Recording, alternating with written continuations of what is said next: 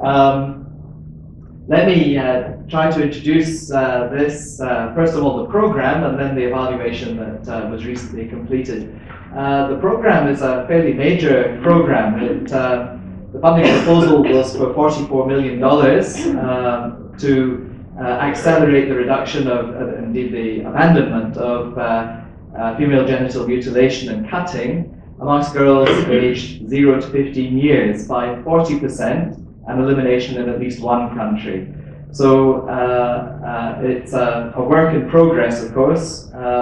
They didn't get all the money that was proposed in the end. They spent about $37 million. So it gives you a sense of the scale of the program, and it was implemented in 15 countries. So where are we? We're right there. Okay, very good. There we are. Good, the joint program. Excellent. And it ran over 5 years, 15 countries. You can see I won't run through them all. So just to move on quickly, the evaluation, as you can see, had the usual objectives, learning and accountability. But learning was important because essentially it was a program that was innovative in many ways. It was trying to introduce normative change as a way forward. And so there was lots there on learning, the usual NAT criteria, relevance, effectiveness, efficiency, sustainability, but also trying to understand, since it was a joint program, how well the two agencies, UNICEF and UNFPA, had worked together. And the idea looking to the future was twofold. One, to learn, as I say, and think of ways and means of what was working well, what could be improved. But secondly, also to establish the credibility of the approach and lead towards a second phase. It was a joint evaluation, so it was undertaken jointly by the evaluation offices of UNICEF, central evaluation offices of UNICEF and UNFPA. And you can see there the scope of the evaluation. I probably don't need to run through all of it. I think important to note that the scope of the evaluation covered everything from the global level, where there are international agreements around the issues. I mean, essentially it's a rights issue in the end, all the way down to the community level. So quite a dramatic suite there of work that the program was looking at, and that the evaluation therefore also had to look at. Here's the interesting part, governance and management. And perhaps a lesson learned there is that because there were only two agencies involved, and perhaps also geography has a role to play here. We were both based in New York, so collaboration was easy. Much harder if you're based in Tunis and Rome, even harder if you're based in, I don't know, Bangkok and Montevideo. But can't imagine what program that would be evaluated. So the two groups are able to collaborate very, very closely. UNFPA took the lead, but Krishna, as evaluation manager from the UNICEF side, collaborated very, very closely indeed. So there was, as well as the evaluation management group, which was composed of the two relatively independent evaluation offices, there was also a joint evaluation reference group at the international and global level, and then national reference groups as well, which helped to make sure that the evaluation was properly grounded. And then there was an external evaluation team who actually did the hard work, but accompanied by members of the joint evaluation management group as well. So moving on, no surprises there, usual kinds of phases that you would expect. And the evaluation went forward fairly briskly. Sometimes joint evaluations can be prolonged because there's lots of decision making and negotiation. I'm pleased to say this moved pretty quickly from the preparatory stage in 2012 right the way through to the end of 2013, basically. So there we are. Krishna's hurrying me on. Very good. So dissemination and use, I think this is a good story. One of the reasons for doing the evaluation jointly in the first place was to establish greater credibility and try to push on this agenda with greater force. UNFPA could have carried the program forward on its own, but decided to work jointly with UNICEF. UNICEF likewise decided that a joint approach with UNFPA would be a better way to mobilize resources and bring the expertise in both of the agencies together. So much the same in terms of actually conducting the dissemination, very much joint dissemination, trying to capitalize on that joint approach, and a number of evaluation products here, including attractive leaflets. You can find them on the website, UNFPA's website or the UNICEF website, which provide an easy update, easy access update to the material. One of the things that we did in dissemination was to, apart from the regular consultations jointly, you can see joint is emphasized all the way through the dissemination process. We had joint negotiations with the reference group, both globally and nationally. Then there was joint dissemination within the agencies. There was a joint management response, of course. And importantly, I think, and this is where it leads on to the second phase of the program, there was a joint presentation of the key results coming out of the evaluation in Rome last October. And I understand Krishna was present, so if you have any questions, ask Krishna about this. I understand there was great use made of the evaluation findings, a lot of discussion back and forth at the Rome conference.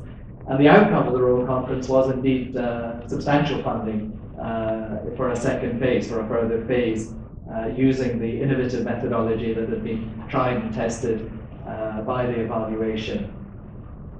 Number of other presentations and so on. There was a joint presentation to it was an informal meeting of the executive board, and surprising amount of interest. It was a 90-minute session. Lots of questions, lots of interest, and I'm very pleased to say lots of interest from the Africa group. Very often we get lots of questions from Norway, Sweden, Denmark, but we had a number of questions from African members of our respective boards. The nice thing was it was an informal board, so both boards could take part. We could say more about the complexities of dealing with boards in a minute. Perhaps with respect to the joint gender program evaluation. Lessons learned, I think nothing startling here. It's all common sense in a way, but actually common sense is sometimes the most uncommon thing to achieve. So it was a good start, plenty of time to make sure that the evaluation approach was correct, so that there was lots of buy-in from the key stakeholders, particularly within the agencies. There were fairly clear roles between the role of the evaluation management group and the evaluation reference group. But good communication also. It wasn't that one was isolated from the other. Excellent collaboration. As I say, I think geography really helped in that respect. And good engagement also at the field level. And I think there was a high degree of commitment actually from both evaluation offices. I think we had, certainly on the UNICEF side, envisaged that as a joint evaluation, this wouldn't perhaps take up a lot of our time and effort. In fact, it became a major part of Krishna's work program as we went through the year, but an interesting and rewarding part. I'm sure you'd agree, Krishna.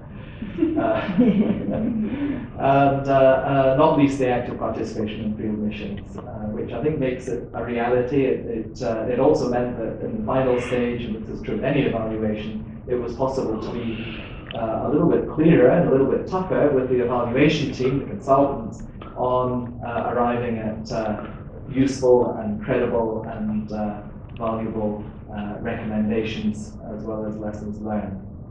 So there we go. I think, oh no, there are more lessons. Plenty of lessons. Yeah, very responsive consultants. I think that was important. Quite difficult to find good consultants for such a sensitive and in some ways rather specialized topic. And bearing in mind, this was very good presentation. We all learned, and I think it was very well structured as well. Thank you very much, Colin and Krishna. I must confess, however, I was a bit curious to see the findings in terms of reduction of female genital mutilation cutting. So if you can, when you come through your answers, if you can tell me a bit about that, because it's such a sensitive topic that I'd like to come to see how some of the key findings look like. So we have Aline, who else? Susan, Miranda? Just, I think it should be simple questions, at least I hope so. Simple questions, please. I don't know if this was ever discussed, but what makes an evaluation joint evaluation? I mean, is it two agencies? Is it more than two? I mean, if it's two, I think it's probably less complex than a joint one. So wondering whether there was a discussion on this. Second, is there in the context a discussion on any criteria where agencies would decide this to be a joint evaluation? So do agencies have within their own structures some criteria they have developed to say this is something critical or important for us to be a part of if somebody else is taking the initiative? And perhaps the same question to UNFPA. The last is the role of the evaluator, or the evaluation office. I've seen that in terms of management response, you look at 60 days in the 1 year. But you know that the other side of this, the auditors actually keep at it until you close observations. And the question is, do evaluations lead to a substantive program modification process? And is that a part of the role of the evaluator to pursue? Thanks very much. Susan. Yes, thanks, Colin, for this presentation. It seems that this was a very successful experience, all roses. At the same time, you raised an earlier question saying, why do you have to have an EMG? Couldn't just one agency take the lead? So I'd like to provoke you on that statement and see whether or not, in this case, this would have been a good alternative. The second question is the time dedication. You had two senior evaluation officers manage this throughout, participate extensively. So did the team do that full time, or was this done on top of your regular duties? Because that's very often one of the problems with joint evaluations. There are high cost on time, transaction costs. Meanwhile, usually you do other jobs as well. So how do you manage that kind of conflict? Or maybe you didn't have to. Thanks very much, Miranda. Thank you for the presentation. I would like to hear a bit more, as a joint evaluation, how are you going to do the follow-up on the recommendation? Thanks very, very much. The very last one. Thanks. I just noticed that you had put 1 year of time together to do the data collection. Was that done by the consultants themselves? Were they the ones doing the collection of data in all, I think it was 15 countries? Or was that data already part of the product design? That's the first question. The second question is, was there any kind of redirection of the activities as a result of data inputs throughout the 5 years? Or did the original design stick to its original objectives throughout the full 5 years? So Ali was asking how many agencies. Is 2 easier than 20? Yes. I think it stands to reason, doesn't it? But I think your question was more than that. It was how many agencies do you need before it becomes a joint exercise? So two is more than one. So that makes it joint. I think this is legitimately a joint exercise. And in fact, it was very joint because we had, as we saw earlier, we had a joint management structure. We had pooled funding, which again was joint. Both agencies contributed to the cost of the evaluation.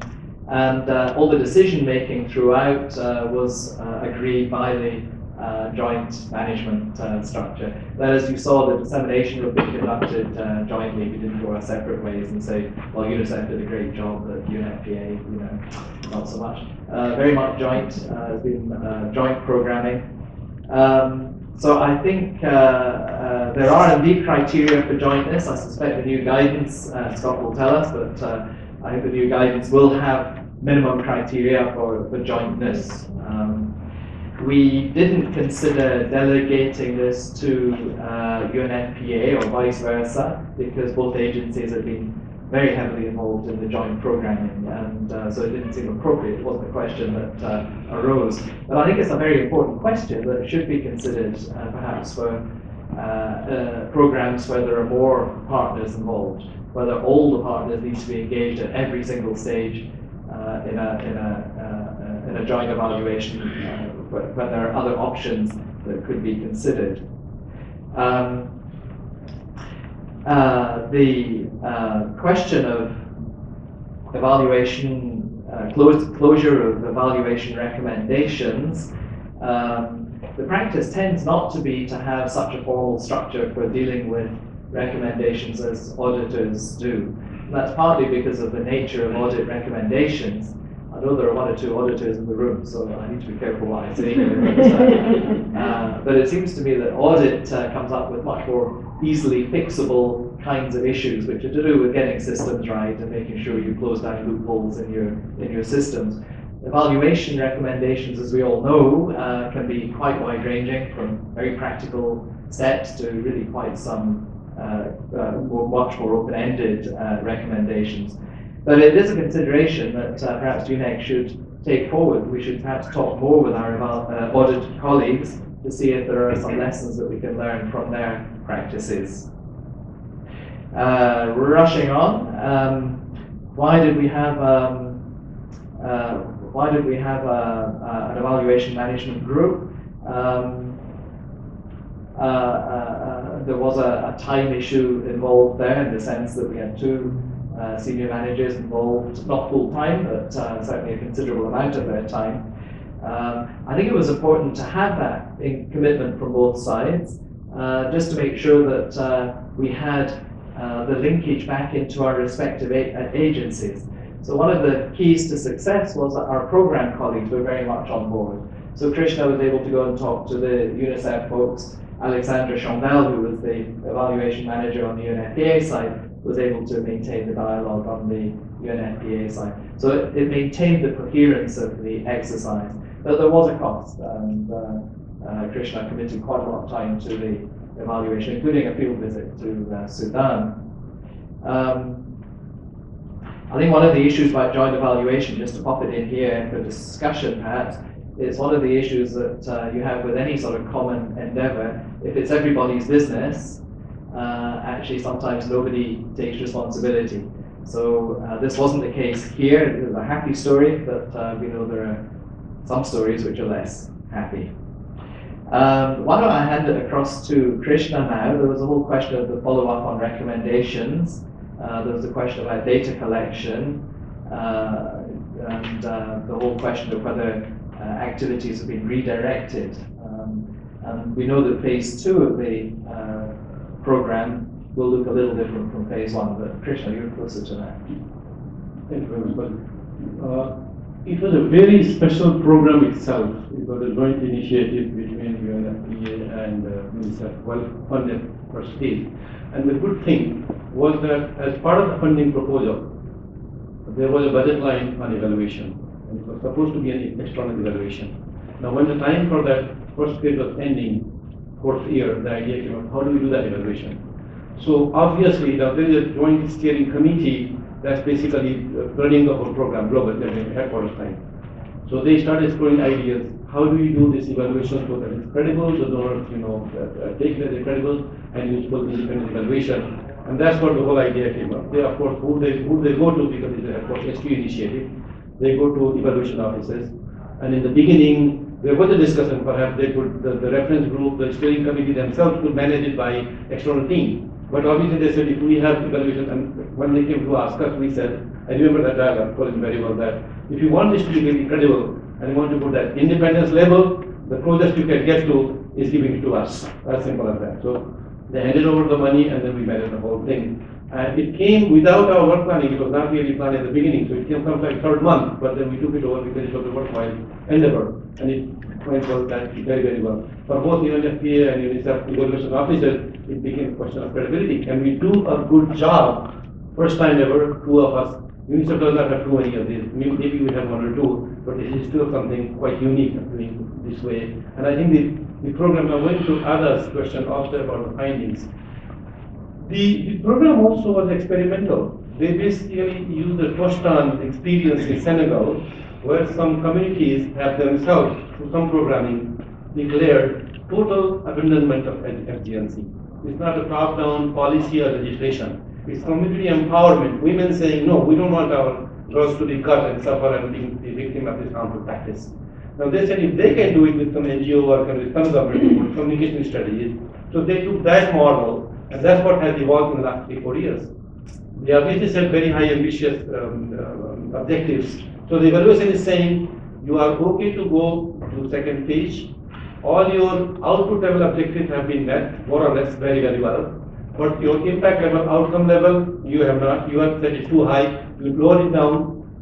Retune your strategies. For example, they have overlooked the whole idea. If you want to take it to scale beyond one country, one district, you have to work with government. National system. That whole part was because it was headquarters led. They had not taken. They had an oversight on regional offices' role. They were doing things, but there was no common structure as to how regional office supported that work at the country level in 2-3 regions where they are working on this very, very closely. So I think all of that learning very well fed into second phase. We had interaction with the steering committee where donors are represented, they picked up the ideas. Now they are saying that not only this, WHO coming in, you have women coming in, several other agencies, DFID are very, very interested. They are looking at $80 million second stage. But this one, plus they are saying let's use the same model for early marriage, which is also a social norm in many, many countries. So they are saying if this approach really works well, and they are on early marriage, they are looking at like $120 million funding, which is one initiative. So I think this was quite interesting, the timely, there were quite the context is specific itself, the learning, the way it was conceived, the need for evaluation, the supply of evaluation, the funding for evaluation, we could do it together. I think when things go right, they do go right. And we have come a long way in terms of taking the management response to ideas at the country level, that was ministerial level meeting in Rome. They picked a lot of ideas. The ideas came from this fed directly into results framework and M&D system of the next phase. Now the problem we have to be honest is, they keep coming to me and Alexandra, they say, can you look at our indicator list? We have to evaluate next phase too. Can you advise us? Now we are running away from that. We say, now that's a bit too much. We can come selectively, but you can have consultant. Because when you do something good, and also obviously the implementing side, M&D capacity in UNICEF as well is systematically weak. And now donors are saying, we want similar kind of work, but much better M&D system. So I think that whole learning has gone in there. There was one question on 1 year data collection, very pertinent. The work was done by Universalia. It's an team, institutional contract. But again, for them also, the whole methodology of the approach was new. There is nobody, a global expert on evaluating social norms in the context and so on too. So we learned together, we brought something. As part of that learning, we shared. UNFPA colleagues went to a couple of countries, I went to one country to set up the methodology at the country level and brought back learning. And that became very useful because later when I'm reading, I could relate what's going on in Sudan.